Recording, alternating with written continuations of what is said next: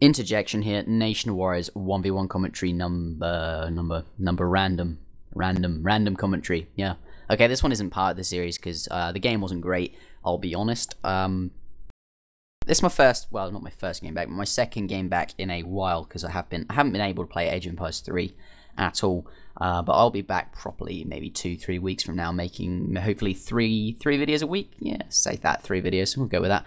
Hopefully see how that turns out. But this game is a Spanish mirror. Sorry about that. We have enough Spanish on this channel already. Because of that, I'm going to be commentating this one in ×2 speed. So basically, this was a 20-minute game sped up. So that is only now 10 minutes. We'll see. So hopefully, yeah, getting through a 20-minute game in 10 minutes, not bad. And now the guy I'm playing against is a level 15 sergeant.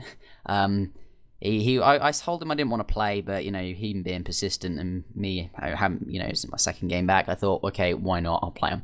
And he turns out to be really good, and I get absolutely ruffle stomped, which is great, because he's a sergeant. Anyway, let's roll the clip. Alright then, this audio file is in sync with the game, so we'll be using this one for the commentary. Now, obviously, as I said, Spanish mirror, against a sergeant who beats me, turns out, well, actually, he turns out to be a brigadier. Well, he says at the end, and to be fair, I think he was, because he played like one, or at least he beat me, let's put it that way. So here we go, 3 settlers straight onto food, and 3 settlers straight onto the food crate. I want to get that first 100 food into my stockpile as soon as possible, so I can get that first settler into production, and I'm going to do a few circles around my base with my war dog and my explorer. Now, I've seen a few people, they send off the explorer with the war dog and the explorer in the same group. Now, you know, whilst, you know, that's pretty cool because you can do some good treasure hunting with that, but if you can creep like I was doing there, where you shoot the coyote and then get out the coyote's radius, you don't really need the war dog too much. And to be fair, I think the war dog is you know, his line of sight's not great, but he still is a scout, and I think it's better to scout for the better treasures than it is to save the HP killing them, because yeah. Anyway, I found an 80 food treasure off the bat, which is pretty good for Spain. 80 food going to get me to age 2 faster, and therefore age 3 faster, because you guessed it, I'm fast fortressing again. And there's a 140 food treasure I tried to steal. But he's got this war dog as well. Obviously, he's playing Spain. I should have known that, really, because I wouldn't have. I would have like attempted to get the treasure, realized I wasn't going to get it, and then run away as fast as possible, rather than standing around. I stood around too long and then got attacked by a war dog. When normally other civilizations, I can kill their explorer because obviously I have a war dog and they do not have one. But this time he did have a war dog because obviously he's playing Spain. And then I can kill my opponent's explorer and get a Widgemowatt. 45 XP, plus then my explorer, my opponent cannot scout. Here we are, halfway through to the colonial age, and I'm going to go for this XP treasure, which, you know, XP treasure is always good for the fast fortress, you know, that XP, getting them shipments.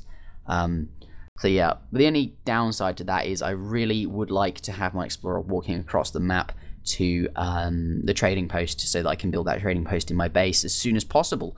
Obviously right now I've only just got the 200 wood, although this is the vanilla, so I'll need 250 wood, and then that 250 wood obviously is going to be a trading post. Now that was kind of a mistake, because normally I'd send the explorer back straight away, but I didn't. I haven't played for a while, so my build order in my mind, you know, it's really easy to say what you would do, but when it comes to the actual game, for some reason it's much more difficult. So here we are, 700 coin just arrived. Now that is my second shipment. His first one's 3 settlers, like that should be your first shipment with every civ, really. And then with the Spain, I send 700 with the Spanish and the 700 coin, and then that stockpiles with the 200 coin, which I used from my tower to age up. I'm pretty sure I've said that in a few other games. And then you have 900 coin. You only need 100 more to age up with, and usually you start with a coin crate anyway, so there you go. And if not, then, well, you've got 2 muskrat treasures around your base half the time, 50 and 40 coin, that's 90, only need to collect 10. So really, 700 coin shipment, and the 200 is usually always all the coin you would need to age up. As you can see, I've got well, 5 settlers just arrived there. Just thought I'd point that out before it disappeared. Anyway, as I was saying, the age 3 is going round, and that will be taking me to age 3, obviously. Now the 5 settlers, I figured, since I was playing against Spanish, I want more of an economy with the settlers, because I can definitely have another shipment before I hit age 3 anyway. There you go, and that'll be my 2 falconets. And depending on how many XP treasures you find, or if I had my my trading post up faster, you know, if I actually sent the explorer back, then I could have more XP as well. But obviously that would have meant I wouldn't have got that XP treasure near red. Anyway, right now, built a barracks, and I'm training musketeers, and you might be wondering, why are you training musketeers? Well, musketeers, although a colonial unit, now I've got a batch of 10 just to hit the fortress age. I've got those cannons coming around now. Obviously, musketeers are anti-cavalry, and they'll be there to protect my 2 falconets. Normally, I would never send the 2 falconets that early on, because falconets are unbelievably easy to lose. If you can't actually protect them, then don't bother sending them, really. Here we are, there's another mistake. I was absolutely awful at herding this game, because I'll be completely honest, I just haven't played, and normally I'm in a habit of clicking back on the bison every maybe 15 seconds, and you can get that bison herd into your base pretty quick, but since I haven't played in so long, I'm clicking back there maybe every 20-25 seconds, and it really does shows a big difference as to my herding, because I don't get the herds in. Fortunately, though, I don't really need them, because I don't need them close to my base. I'm not being rushed. Like, it's not like he's Ottoman and I'm getting absolutely bum-rupped, but you know what I mean. Here we are. What the fuck is bum-rupped? What does that even... Anyway, here we are. So, setting up the cannons, and they're going to go straight for my opponent's cannons. Yeah, I'm going to try and take them out pretty quick, because obviously cannon on cannon, and then as his units come towards my cannon, I pull my pikemen into the cannon to protect it. Obviously keeping all my units behind the cannon, because what's the point in going in front of it? The cannon can stand there and lure everything towards him. And now I think I send my units into that tower to kill it, but really they should be on top of the cannon, really. Should be a bit more careful, a lot more careful, really. Okay, we've got 5 lancers about to arrive. And really, I should be training some skirmishes or from my barracks. But obviously, there we go. Here's the skirmishes. Now, this game, my micro is awful. Also going to blame that on me not being here. So, obviously, as the lancer come in, the pikemen go in to protect the skirmishes. And then the pikemen and musketeers should run away as the lancers run away, because they'll be in range of the skirmishes, and I don't want to lose the musketeers, which are there to protect my skirmishes, to his skirmishes, if that sentence made sense. Here we have 5 lancers, they're coming in, and I'm like, okay, I'm going to keep pushing, because the lancers are almost here, going to kill off my opponent's, my skirmishes. That's all he's got. We see skirmishes, I'm like, yep, definitely, this is good, got my lancers, and then bam, out of nowhere, some pikemen, and I'm like, oh, okay, should have retreated my skirms all along, and not lost them. So I'll, when I was fighting, I knew I shouldn't really be pushing, but I only did because I knew I had lancers on the way, but underestimated my opponent's ability to pop pikemen out of his ass. And yeah, okay, so here we are. I'm going back in. Here I have a lot. There's about 9 lancers, and he's got a few pikemen, and for some reason my judgment is completely messed up. I think, okay, yeah, lancers against pikemen, yeah, that's great. And, yeah, so I'm going in against his pikemen. Yes, I won, but in terms of cost efficiency, bit of a retarded move. Pardon my language. So I'm going to look at the game in full screen so I can see the score. Yeah, I'm at 109, he's at 112, so at the moment still pretty even. Okay, so here, this is another kind of mistake. I figured, might as well attack that. Rod on rod isn't a bad thing, you know. Probably should have saved them, though, because as we see here, his lancers are coming at me, my skirmishes, and I now don't have any rodolero to protect the skirmishes. So, to be honest, that was a bit of a stupid move. Really shouldn't have sent the...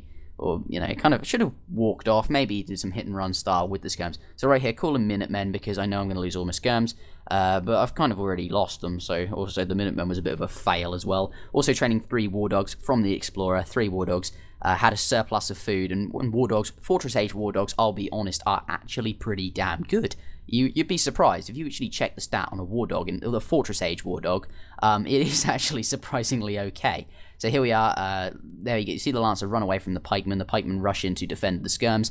Really, I should keep the skirmishes, sorry, the pikemen far back, but then I keep them too far back, and the Lancers get a few free shots on my skirmishes. So really, ideally, my skirmishes should be targeting his skirmishes, or even better, his anti-cavalry, stuff like pikemen, stuff like rodolero, stuff like dragoon. He doesn't have any dragoon at the moment, though, and my pikemen should be there behind my skirms, not taking any shots, and should only come anywhere near the fight when they need to protect my skirmishes or other units from cavalry. So here we are. I see his skirms and I rush in my lancers to deal with the skirmishes, but then well, not really out of nowhere, but then he's trained a bunch of Rodaleros, so, you know, I kind of retreat and lost a bunch of units there, which was another bad move from me, really. I lost a few units just running in and then running out again. You know, you got a few free shots on me. So at this point, the scores are 143 to him, 127 to me.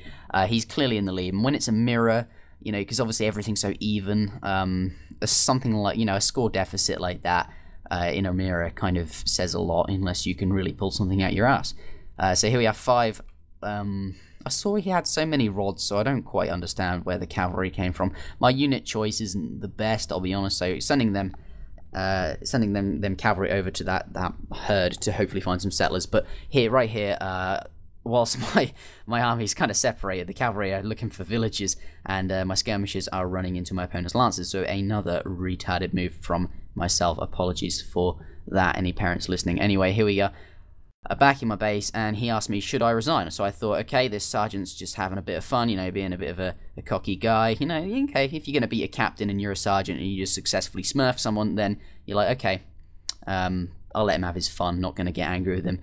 But then he says, should I resign? I'm like, yeah, okay, if you want to, it's up to you though. And then he resigns. So, like, yeah, in my opinion, he won that. Like, clearly, he would have beaten me. I would have resigned. But him being a nice guy and all, he says he's 40 plus here, but he resigned for me because obviously he's much lower and he knows that, and this is probably his Smurf account, which he doesn't mind, and you know he's being cool. He's not going to make me lose Uber rank against Sergeant. Not that I would have minded. Anyway, and yeah, then right after this, Dave's back rung me up, and I was in a bit of a foul mood, but it was okay.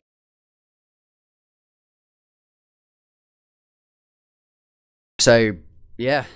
10-minute game. If you prefer this style of commentary where the game's much faster and obviously if you enjoyed the video, leave a like and the subscribe button will notify you of any new releases from this channel. If you play Age of Empires 3 and are interested in joining Nation of Warriors, then get in contact with us in-game or on our forums.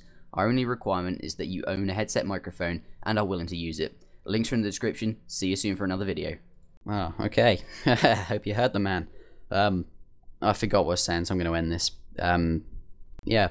Oh yeah, what was I saying? Yeah, if you enjoyed this style of commentary where the game is much faster, 2 times, and I'm obviously still commentating it, you can get through the game quicker. If you prefer that to the regular game, then do say, or if you would prefer me to go back to just commentating in you know, normal speed, then you know, just tell me what you think. Anyway, I will be out. Good game. See you later. See you soon for another video, guys.